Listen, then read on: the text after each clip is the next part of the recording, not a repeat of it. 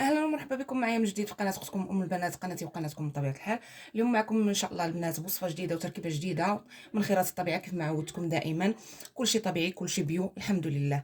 اليوم الوصفه ديالتنا البنات خاصه بالوجه، يعني تقدروا تحسبوها كمقشر او لا كقناع ماسك للوجه، بجوجهم صالحين.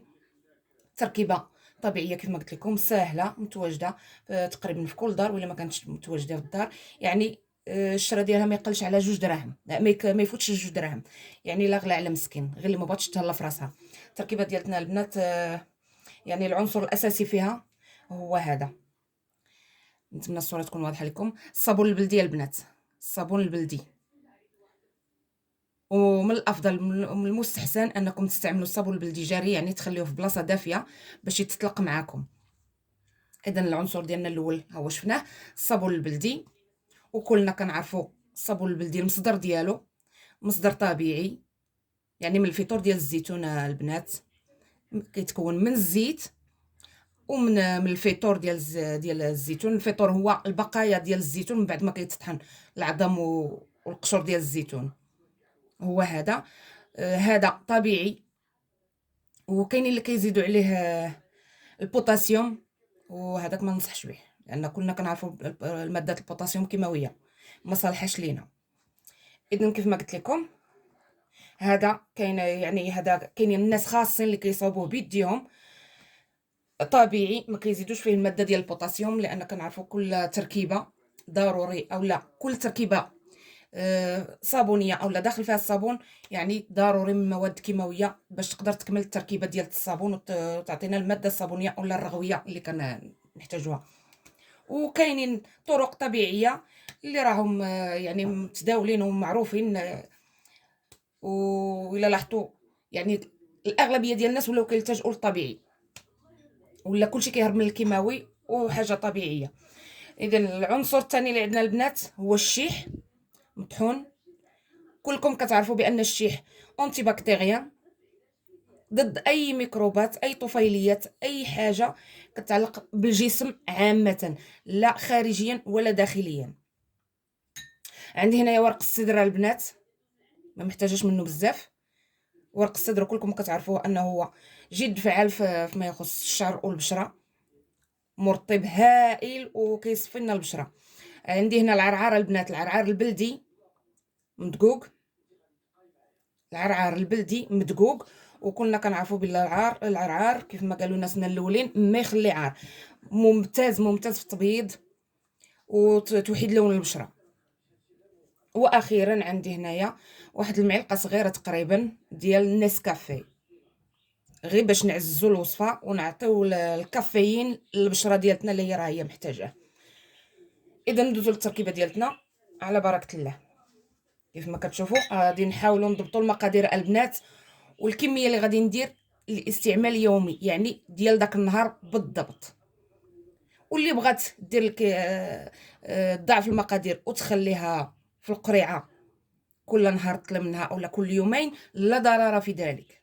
انا بما انه المكونات عندي موجودين، يعني لا ضرر في انني ندير ديال النهار حتى نعاود نوقف عليها. اذا كيف ما كتشوفوا البنات، هنا عندي هذه تقريبا معلقه متوسطه ما بين الصغيره والكبيره، غادي ناخذ النص ديالها، مما يعني معلقه صغيره البنات ديال ورق السدر مطحون. الشيح انتبهوا معايا البنات، الراس د المعلقه بحال هكا البنات، راس د المعلقه ما نكثروش منه، لانه هو الا زدتي على واحد القياس كيولي مهيج للبشره.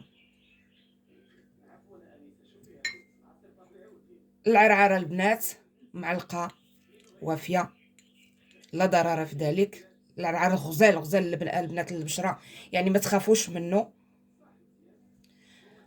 والمعلقه ديال النسكافيه ديالي، حيد هادشي من حدايا. اذا نذكروا بالمقادير البنات، الله يجزيكم بخير، ونركزوا مزيان.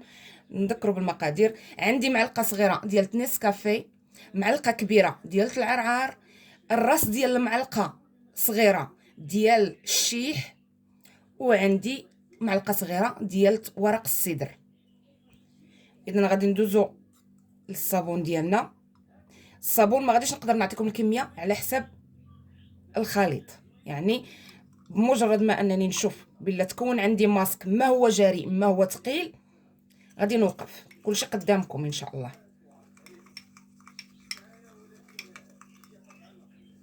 كيف ما كتشوفوا يعني الكميه قليله الاستعمال ديال هذا النهار هذا. داكشي اللي غادي نقدر نحتاج هنا. كيف ما كتشوفوا مازال خاصني شويه. الوصفه زوينه البنات كيديروها العيالات هنا عندنا في الباديه، يعني زوينه زوينه زوينه بزاف. العرعر الحمد لله موجود عندنا هنايا في الجناب ديال الغابه. ورق الصدر موجود ما عطاه الله غير هو.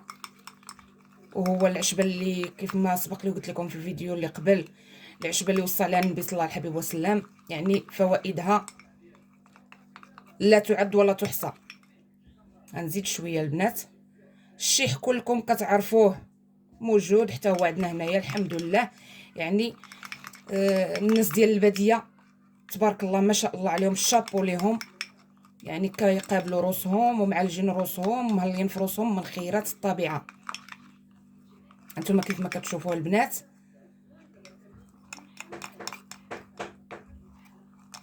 يعني التركيبه بدات كتسيل معايا. غادي نزيدها واحد شويه ما غاديش نكتر. فوالا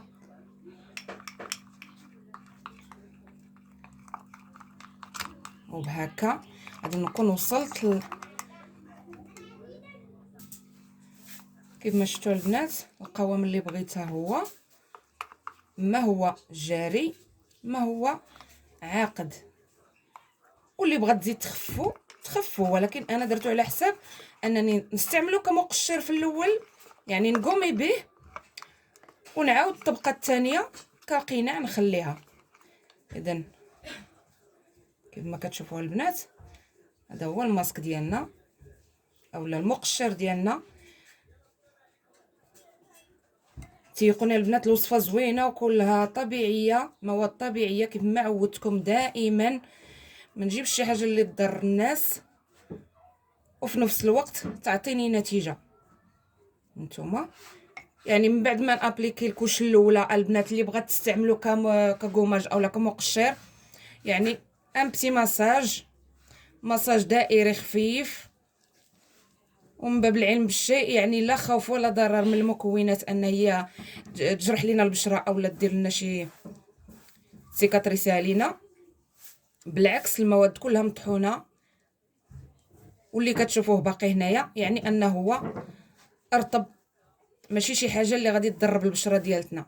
كونوا على يقين. وانتم كتشوفوا يعني رانا كنقومي